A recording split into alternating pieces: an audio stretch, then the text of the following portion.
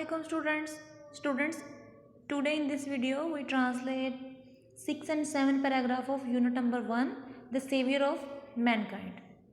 Let's start. The revelation of divine message. सिलसिला, revelation का mean होता है वही या सिलसिला, ठीक है। कुछ एडिशंस में, कुछ बुक्स में फ्लो लिखा हुआ है रेवलेशन की जगह पर, तो आप दोनों का मीन एक ही है, तो परेशान नहीं होना कि रेवलेशन है या फ्लो है, क्या मीन है ये वो ऐसा। द रेवलेशन सिलसिला या वही of divine message, divine mean Allah की, मैसेज पैगाम, पैगाम में इलाही का सिलसिला, इसको ये ऐसे पढ़ेंगे हम। डिवाइन मैसेज पैगाम इलाही, रेवलेशन सिलसिला पैगाम इलाही का सिलसिला। विच कंटिन्यूड जो कि जारी रहा, फॉर नेक्स्ट 23 ईयर जो अगले 23 साल तक, हैड बिगन शुरू हो चुका था। पैगाम इलाही क्या थी? कुरान पाक, ठीक है। कुरान पाक एक ही दफ़ा में तो नाजिल नहीं हुआ ना, ठीक है। ऐसा होता था, फॉर एग्जांपल कभी एक आयत नाजिल हो जाती, कभी 2 आयतें हो जाती, कभी एक पूरी सूरा जो है वो आप सल्लम पर नाजिल कर दी जाती। तो इस तरह कंबाइन कर करके पूरा कुरान पाक बना, और इस पूरे अरसे को 23 साल लग गए। 23 ईयर्स में कुरान पाक का जो काम था वो कंप्लीट हुआ। तो ये जो सिलसिला था पहली वही से स्टार्ट हो गया, ठीक है। पहली वही नाजिल हुई, फिर उसके बाद वही नाजिल होती जाती थी, और आप सल्लल्लाहु अलैहि वसल्लम जो है उसको कंबाइन कर करके एक पूरा कुरान पाक बन गया, ठीक है। आप वसल्लम ने वही को लिखने के लिए कुछ सहाबा कराम को अलॉट किया हुआ था ये काम। कुछ सहाबा थे जो कि वही को लिखने का काम करते थे, तो वो लिखते गए, और जब कुरान पाक कंप्लीट हो गया तो उसको एक पूरे एडिशन की फॉर्म में, एक पूरी बुक की फॉर्म में बना दिया गया। तो इस पूरे काम को 23 साल लगे। तो वही उस चीज़ की बात करें, पैगाम इलाही का सिलसिला जो कि अगले 23 साल तक जारी रहा, शुरू हो चुका था।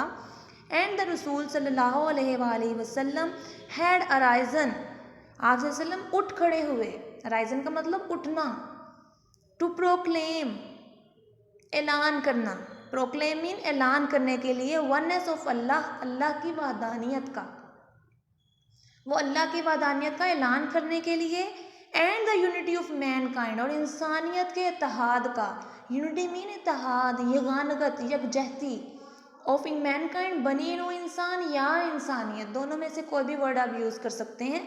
इंसानियत के इत्तेहाद और अल्लाह ताला की वहदानियत का ऐलान करने के लिए आप सल्लल्लाहु अलैहि वसल्लम उठ खड़े हुए। हिज मिशन, उनका मकसद था, मिशन मीन मकसद, वॉज टू डिस्ट्रॉय, को वो ख़त्म कर दें, तबाह कर दें। डिस्ट्रॉय का मीन होता है ख़त्म कर देना, तबाह कर देना। द नेक्सस ऑफ सुपरस्टिशन, तोहम परस्ती, सुपरस्टिशन मीन तोहम परस्ती, और नेक्सस मीन ताल्लुक, राबता। वो चाहते थे कि ख़त्म कर दें राबते को, ऑफ सुपरस्टिशन तोहम परस्ती के, इग्नोरेंस जहालत के, एंड डिसबिलीफ और गैर यकीनियत के।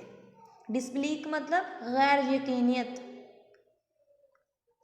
एक सुपरस्टिशन क्या होता है स्टूडेंट? ये तोहम परस्ती का मतलब होता है कि जैसे फॉर एग्जांपल कुछ लोग इस चीज़ पे, आज भी ये चीज़ आम है हमारे लोगों में, क्योंकि हम लोगों में ईमान की थोड़ी ना कमी हो चुकी हुई है। ये चीज़ इस चीज़ पे बिलीव करते हैं कि फॉर एग्जांपल दूध बॉयल हो जाए तो अच्छा वो नहीं होता, दिन अच्छा नहीं गुजरता। अगर आपके रास्ते से ब्लैक कैट गुजर जाती है तो वो दिन आपके लिए ख़राब हो जाता है। ये हम लोग इस चीज़ पे बिलीव करते हैं कि पलकें झपकें तो ये हो जाता है, एक आँख को ऐसे कुछ हो रहा हो तो ये सब चीज़ें तो हम परस्ती हैं, ठीक है। ये पुराने ज़माने में भी थी, जहालत के ज़माने में, इग्नोरेंस वाले में थी, और आप इस चीज़ को ख़त्म करना चाहते थे, ठीक है। तो हम परस्ती है क्योंकि इन चीज़ का रियलिटी से कोई ताल्लुक़ नहीं होता, ये सब कुछ अल्लाह की तरफ से होती है। हम पे जो मतलब कि कोई मुसीबत आती है या हमें कोई खुशी मिलती है तो ये इन सुपरस्टिशंस की वजह से नहीं होता, ये हम लोग खुद से बिलीव करते हैं, ये हमारे माइंड का एक गलत चीज़ होती है। तो ये सारा कुछ रियलिटी में कुछ नहीं होता। सुपरस्टिशन को ख़त्म करना चाहते थे, तो हम परस्ती को, जहालत को और गैर यकीनियत को। सेटअप अ नोबल कंसेप्शन, ताकि वो कायम कर सकें, सेटअप का मतलब कायम कर सकें, या नोबल कंसेप्शन, एक आला नमूना, आला तसव्वुर। कंसेप्शन मीन तसव्वुर, नोबल का मतलब आला, बावकार, एक बावकार, एक आला तसव्वुर का कायम करें, ऑफ लाइफ, ज़िंदगी का, एंड लीड मैनकाइंड, और ले जाएं इंसानियत को, लीड का मीन ले जाना, मैनकाइंड इंसानियत को, to the light of faith, ईमान की रोशनी में, ठीक है। वो चाहते थे ये जहालत ख़त्म हो जाए और इंसानियत को वो ले जाए ईमान की रोशनी में, एंड डिवाइन ब्लिस, और अल्लाह की खुशनुदी की तरफ। डिवाइन मीन अल्लाह, ब्लिस मीन खुशनुदी। अब हम दोबारा पढ़ते हैं। इसमें उनका मकसद था कि वो ख़त्म कर दें तो हम परस्ती, जहालत और गलत अकायद के राब्ते को, और कायम करें एक आला तसव्वुर ज़िंदगी का, और इंसानियत को ले जाएं ईमान की रोशनी और अल्लाह की खुशनुदी की तरफ। Since this believe was threatening, तो क्या हुआ, मैं थोड़ा सा पहले एक्सप्लेन कर देती हूँ कि जब आप वसल्लम पहले बचपन से ही बहुत मशहूर थे अरब में, क्योंकि वो बहुत अच्छे इंसान थे, सादिक और अमीन थे, लोगों की हेल्प करते थे, काफ़ी फेमस हो चुके थे, लोग उनके काफ़ी फ़ैन थे।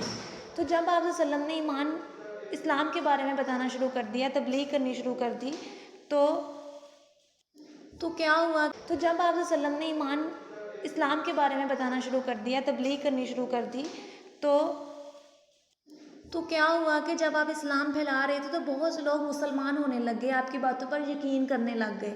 तो वहाँ पर जो रहने वाले काफिर थे उनको परेशानी होगी, उनको ख़तरे में आ गए कि इस तरह अगर ये सारे मुस्लिम हो गए तो हमारा जो मज़हब है उसकी तो कोई वैल्यू ही नहीं रहेगी, हमारी तो कोई वैल्यू ही नहीं रहेगी।